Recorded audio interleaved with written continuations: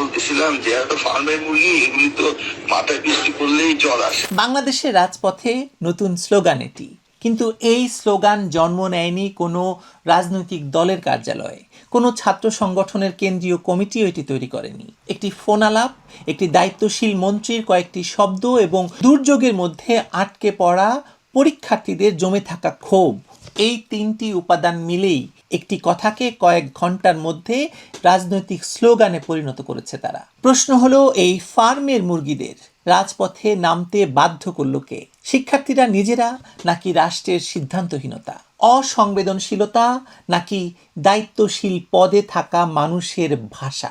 চলুন বোঝার চেষ্টা করা যাক। বলতে চান এটা শিক্ষার্থীদের এই আন্দোলন? কিছু বলার নাই, ওরা মাতকা শক্ত টিকটক, আর ওদের নিয়ে কিছু বলার আছে? টিকটক আর না হইলে এরকম করে?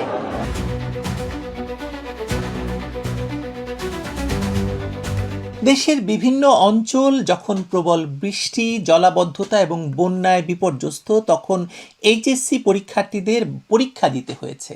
কেউ হাঁটু বা কোমর সমান পানি পেরিয়ে কেন্দ্রে গেছে পরীক্ষা দিতে, কেউ নৌকায় উঠেছে, কেউ দীর্ঘ যানজটে আটকে থেকে সময় মতো পৌঁছতে পারেনি। অনেক পরীক্ষার্থীর প্রবেশপত্র এবং রেজিস্ট্রেশন কার্ড পানিতে নষ্ট হওয়ার অভিযোগও সামনে এসেছে।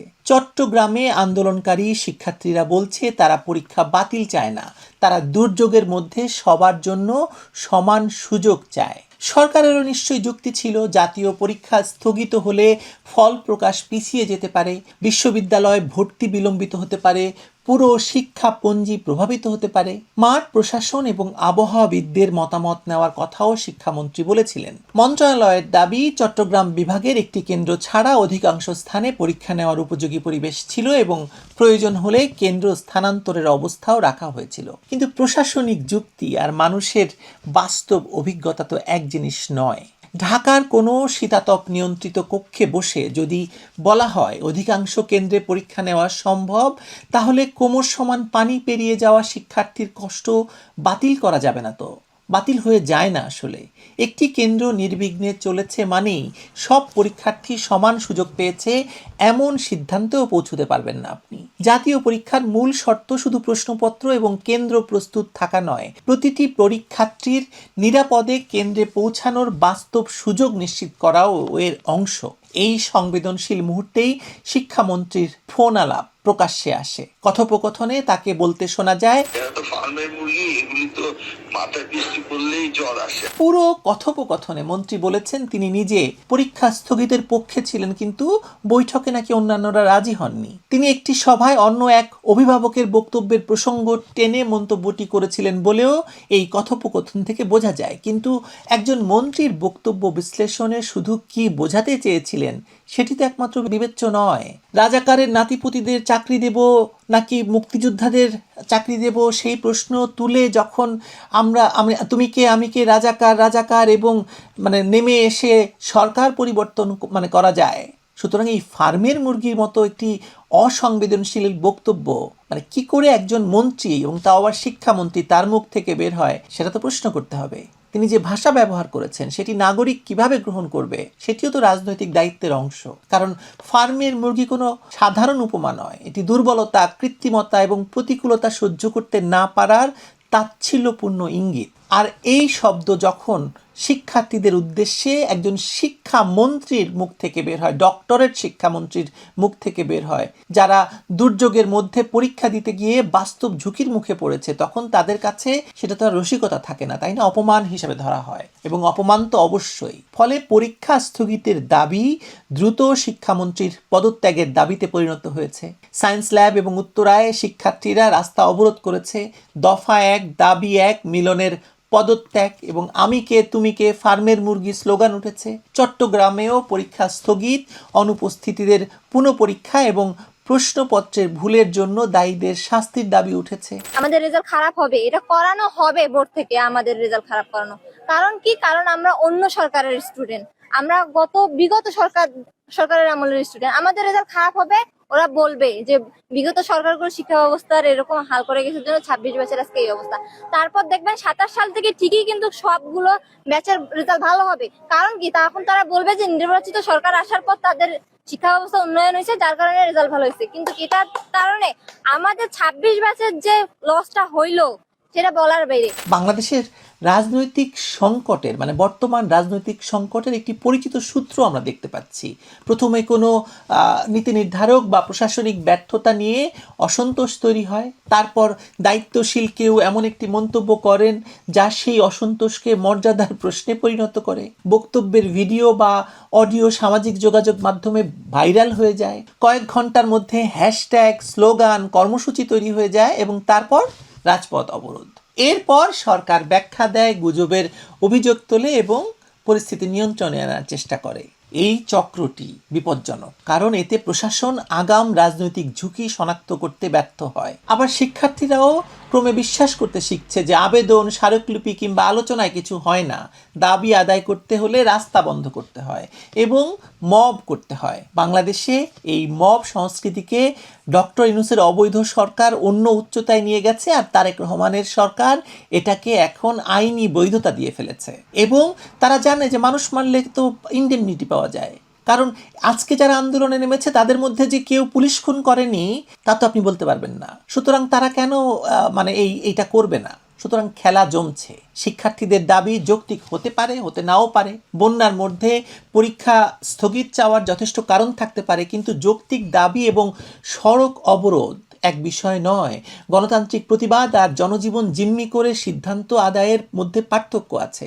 রাষ্ট্র যদি বারবার রাজপথের চাপের কাছে নীতিগত সিদ্ধান্ত বদলায়, তাহলে ভবিষ্যতে প্রতিটি গোষ্ঠী একই পথ অনুসরণ করবে এবং সেই পথ ডক্টর ইউনূস খুলে দিয়ে গেছে। কিন্তু শিক্ষার্থীদের দোষ দিলে সমস্যার অর্ধেক বোঝাও হবে না আমাদের। একটি কার্যকর রাষ্ট্র নাগরিকের রাস্তায় নামার আগেই শুনতে পায় ঘটনাটা কি, সংকটের আগে বিকল্প পরিকল্পনা নেয়, সিদ্ধান্তের কারণ স্পষ্ট করে, ক্ষতিগ্রস্তদের জন্য পুনঃপরীক্ষা ঘোষণা দেয়, কোনো এলাকায় পরীক্ষা হবে বা কোথায় স্থগিত থাকবে তার স্বচ্ছ মানদণ্ড জানায়। সবচেয়ে গুরুত্বপূর্ণ, নাগরিকের দুর্ভোগকে উপহাস করে না, ফার্মের মুরগি বলে না।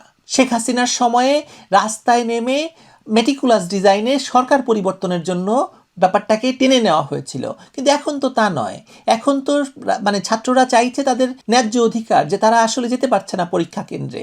শিক্ষামন্ত্রী নকল বন্ধের কঠোর অবস্থান নিয়ে প্রশংসা পেয়েছিলেন, লাভ দিয়ে সংসদে গিয়েছিলেন। নকল মুক্ত পরীক্ষা অবশ্যই জরুরি, কিন্তু একটি সঠিক নীতিকে ব্যক্তিগত উচ্ছ্বাস, আত্মপ্রশংসা কিংবা শিক্ষার্থীদের প্রতি অবজ্ঞার ভাষায় উপস্থাপন করলে তার সামাজিক গ্রহণযোগ্যতা একেবারে নষ্ট হয়ে যায়, যেটা ডক্টর মিলনের ক্ষেত্রে হয়েছে।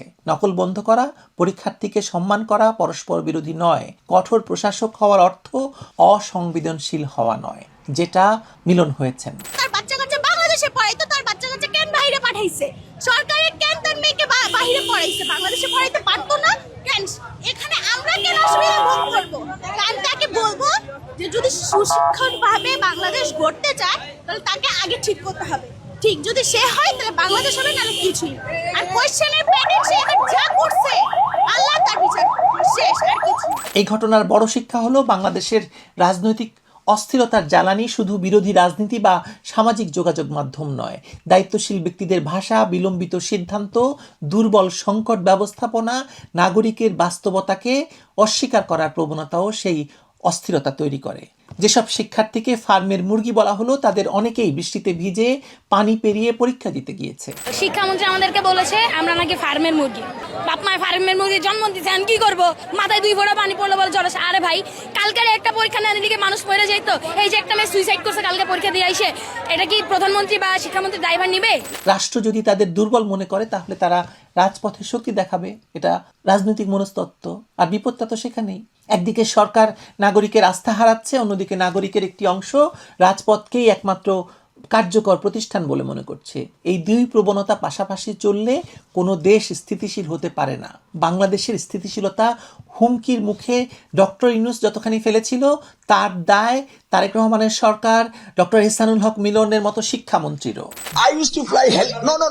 Try to understand. I was that minister who took the helicopter by my own expenses. প্রত্যেক পরীক্ষা যেই টাইমে হয় সেই টাইমে হবে।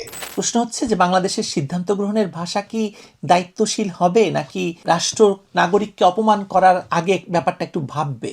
শিক্ষার্থীরা কি বুঝবে প্রতিবাদের অধিকার মানে অন্য মানুষের চলাচল বন্ধ করার অধিকার? সরকার কি এমন ব্যবস্থা তৈরি করবে যাতে যৌক্তিক অভিযোগ শোনাতে কাউকে রাজপথে নামতেই না হয়? পদত্যাগ করছো তো, পদত্যাগ করতে হবে, ক্ষমতার অপব্যবহার হবে না, হবে না। যাদেরকে ফার্মের মুরগি বলা হচ্ছে তারা আসলে রাজপথে জন্ম নেয়নি, তাদের রাজপথে ঠেলে দেওয়া হচ্ছে এবং তারা আসলে ক্ষমতার ভাষাকে চ্যালেঞ্জ জানাচ্ছে। ল্যান্ড হলে যে পানিগুলো আছে না, এগুলার যদি একটা বোতল যদি নিয়ে যদি শিক্ষামন্ত্রী যদি আমার হয়ে যদি খাওয়াই দিয়ে আসতে পারেন তাহলে আপনার জন্য বিশেষভাবে আমি উপহার দিব, বুঝছেন? শিক্ষামন্ত্রী আঙ্গরে টেস্ট করতেছে, ওই যে সায়েন্টিস্টরা যেমন কুত্তা বিলাইয়ের উপরে টেস্ট করে, আঙ্গরে ওরকম কুত্তা বিলাই বানায় টেস্ট করতেছে আর কিছু। এখন রাষ্ট্রের দায়িত্ব তারা এসব ভাষা ব্যবহার করবে নাকি রাস্তা খালি করবে, রাস্তা খালি করার জন্য ব্যবস্থা নেবে, যে কারণে মানুষ রাস্তায় নামছে তার কারণ দূর করবে। ভাগ্য ভালো যে এখনো পর্যন্ত বিদেশিরা তারেক রহমানের সরকারকে ফেলতে চাইছে না। কে জানে কোনো বিদেশি সরকার হয়তো ফেলতেও চাইছে, কারণ নাহিদ, সার্জিস, হাসনাত, নাসির পাটোয়ারি তারা তো বলেই চলছে এই সরকারকে তারা নামিয়ে ছাড়বে। খোঁজ নেওয়া দরকার না যে এই ফার্মের মুরগিদের মাঠে নামালো কারা? ফার্মের মুরগিরা না আবার তারেক রহমানের সরকারকেই ফেলে দেয়। ভালো থাকবেন সবাই।